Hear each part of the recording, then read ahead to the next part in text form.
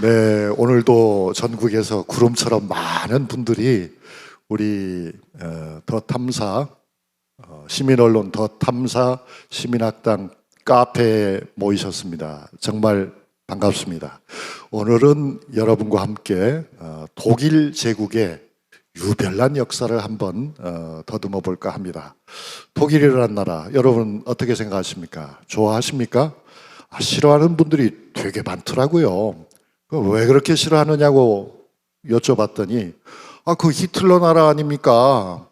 뭐가 좋습니까? 이렇게 말씀하시는 분들도 있어요. 그런데 선생님, 자동차는 어떤 차를 가지고 계십니까? 하면 그야 외제차죠. 그러면 어느 나라 차입니까? 하면 독일 차. 그런 것 같습니다. 독일이라는 나라는 물건으로는 사랑을 받는 나라죠. Made in Germany. 물건으로는 사랑을 받는 나라인데 그 나라의 역사, 그 나라의 분위기 이런 걸로 보면 우리하고는 정서적으로 좀 거리감이 있는 나라인 것도 같습니다. 저는 지난 80년대부터 오늘에 이르기까지 약 40년이죠. 약 40년 동안 독일이란 나라를 매일같이 만나고 있습니다.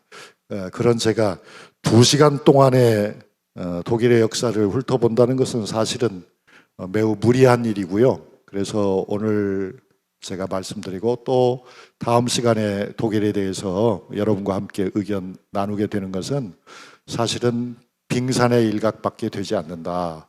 이건 뭐 그렇게 사실은 세계적인 얘기가 되지도 못할 것이다.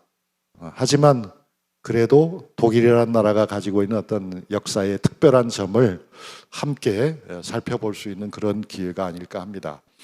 독일이라는 나라에 대해서 우리가 크게 관심을 가졌던 적도 있습니다. 그것은 1990년대였죠.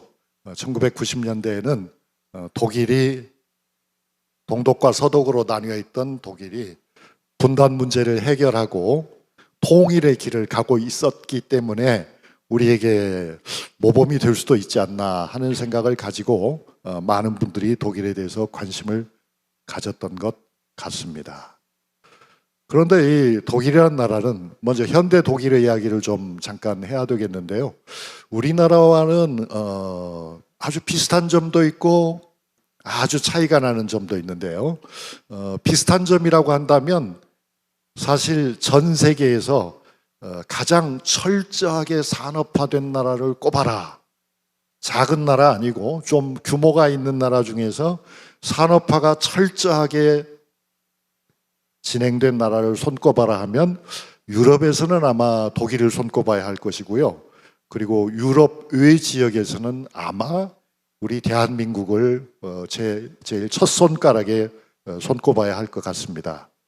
사실 1980년대에 제가 독일에 갔을 때 아주 놀랐던 것은 시골에도 공장들이 있더라는 거죠. 시골에도.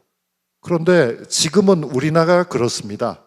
어디 충청남도를 가든 충청북도를 가든 경상남도를 가든 아주 시골에도 깊은 산골짜기에도 공장들이 많이 있거든요. 그러니까 산업화가 가장 철저하게 된 나라. 그래서 결국 수출에 의존하는 나라라는 것이 독일과 한국의 큰 공통점이고요. 그리고 이제 또 하나 공통적인 점이 있다면은 그래도 뭐랄까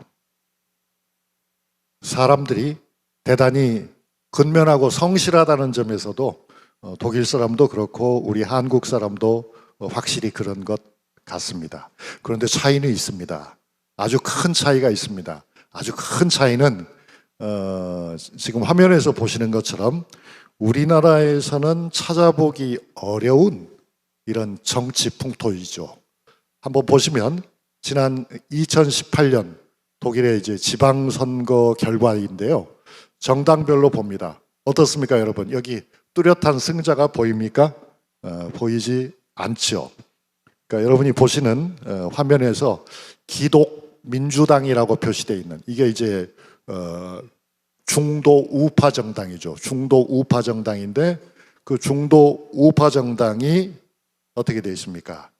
38.3%. 이제 어느 한 지역입니다만, 헤센이라고는 어느 한 지역입니다만 독일의 전체적인 모습이 대개 이런 식으로 나타나요. 그 다음에 이제 중도 좌파에 해당하는 사회민주당이 30.7%. 이게 이제 1번과 2번이 뒤바뀔 수는 있지만 대체로 이렇게 큰 우열의 차이가 없이 30%대 정도이다. 두 개 정당이. 그러고 난 다음에는 녹색당. 녹색당은 이제 지금은 많이 늘어났습니다. 10% 이상으로 늘어났죠. 그리고는 또 눈에 띄는 것이 독일을 위한 대한정당이라고 하는 것이, 이게 말하자면 극우파 정당입니다. 극우파 정당도 지금 여기 표에 보이는 것보다는 오늘날에는 더 늘어났지만 아무튼 4개의 큰 정당 중에 하나가 된다. 그 다음에는 이제 극우라고 할 수는 없지만은 중도 우파 중에서는 좀 더 센 우파가 자유민주당인데 그 퍼센테이지는 대개 5, 6%이지. 그 다음에 이제 극좌에 가까운 좌파 정당이 있는데 그 좌파 정당도 자유민주정당과 비슷하다.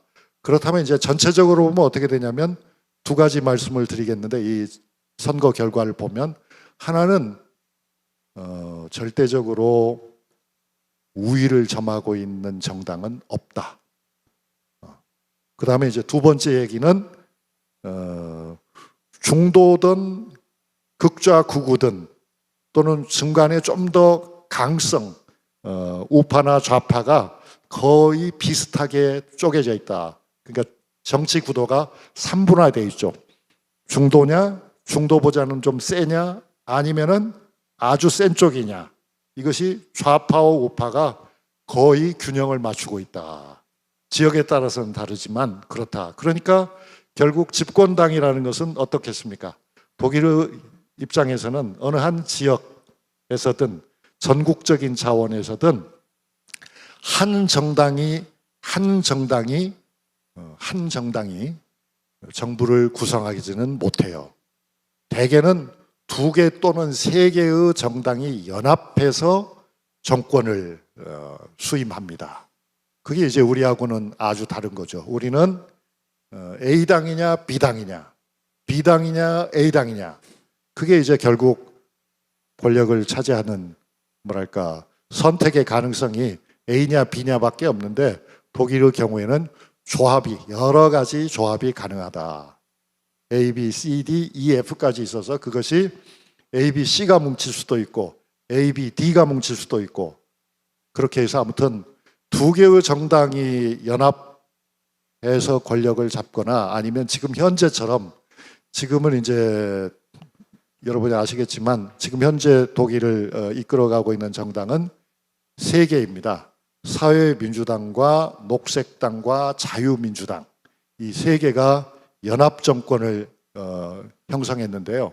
그런데 만약에 한번 생각해 보십시오. 우리나라 판도에서 2개도 아니고 3개의 정당이 연합을 하면은 항상 시끄럽겠죠. 그죠? 며칠 못 갈 것 같죠? 그런데 독일에서는 그렇지 않다. 이게 이제 독일 정치의, 오늘날 독일 정치의 3번째 특징이죠. 연정을 하는데도 안정돼 있다. 우리는 단정을 하는데도 불안하다. 그럼 연정을 하는데 안정돼 있는 까닭은 무엇이겠습니까? 그것은 뭐냐면 연합 정권을 만들 적에는 사전에 그 사람들은 중요 시책에 대해서 철저하게 토의를 해가지고 어디서 어디까지 저쪽 정당의 입장을 받아들일까를 권력에, 말하자면 정부에 참여할 정당들이 전부 다 확인을 해서 도장을 찍어요. 그리고 그것을 지켜요. 그 점이 다르다. 우리 같으면은 지금 오늘이 마침 5월 18일입니다만은 지금 많은 시민들이 윤석열 정권의 겉으로는 독재가 아닌 것 같지만 더할 수 없는 독재와 횡포와 무능과 이런 여러 가지 문제 때문에 고통을 겪고 있잖아요. 그런데 이렇게 된 근본 원인이 어디 있습니까? 사람에 따라서 다른 분석도 가능하겠지만 저 같은 시민이 보기에는 결국 안철수와 심상정의 배신에 의해서 이 태어날 수 없는 정권이 출발한 것이죠. 뭐 더 할 얘기도 있지만 제가 말씀드리려고 하는 초점은 무엇이냐면 독일식으로 말한다면 안철수나 심상정은 어쨌든 자기 정당을 유지하고 있으니까 일단 제외하고 보더라도 안철수가 그렇게 쉽게 안철수가 하나의 당을 가지고 있지 않았었습니까? 그런데 내용을 협상하지도 않고 하루아침에 윤석열 지지로 돌아간 거죠. 무조건적으로. 그리고 나서 결과적으로 윤석열이 0.7% 차이로 대통령이 된 다음에 안철수가 무엇을 얻었습니까? 그러니까 저는 지금 안철수 씨를 비판하려고 목적을 두고서 얘기를 하는 것이 아니라 정치적 풍토에 대해서 말하고 있습니다. 저 사람들 같으면, 독일 사람들 같으면 그거는 절대로 불가능하다. 합치더라도 선거가 끝난 다음에 합치는 것이지 선거 중간에 어떻게 그럴 수가 있습니까? 그것도 아무런 협의 내용도 없이 그렇게 할 수가 있겠습니까? 그러니까 이제 이야기를 좀 마감해 보면은 독일의 오늘날의 모습은, 독일의 오늘날의 정치적인 모습은 겉으로 보기에는 여러 당이 다당제 국가니까 혼란스러워 보이지만 실제로는 상당히 안정되어 있다. 그런데 사실 독일이란 나라는, 제가 정치 얘기를 이렇게 길게 한 까닭은 어디냐면 독일이라는 나라는, 독일이라는 제국은 가장 취약점이 정치에 있었던 거예요. 다른 건 잘했는데 정치를 잘못해가지고 굉장히 큰 어려움을 겪은 나라가 독일이었다. 그런데 오늘날은 어떻다? 오늘날에는 그런 과거의 불행의 씨앗을 극복하고 정치적 안정을 이루는 데 성공했다. 오늘은 5월 18일입니다. 오늘은 우리가 아직도 이루지 못한 우리들의 푸른 꿈을 이야기하는 분들이 많습니다. 절망하는 분들도 많습니다. 그러나 절망할 일은 아닙니다. 독일이 자신들의 최대 약점인 정치적 불안, 정치적 횡포, 이런 문제를 극복할 수 있었듯이 우리는 아마도 짧은 시간 안에 10년이나 15년 안에 우리의 고질적인 문제들을 충분히 극복할 수 있을 거라고 생각합니다.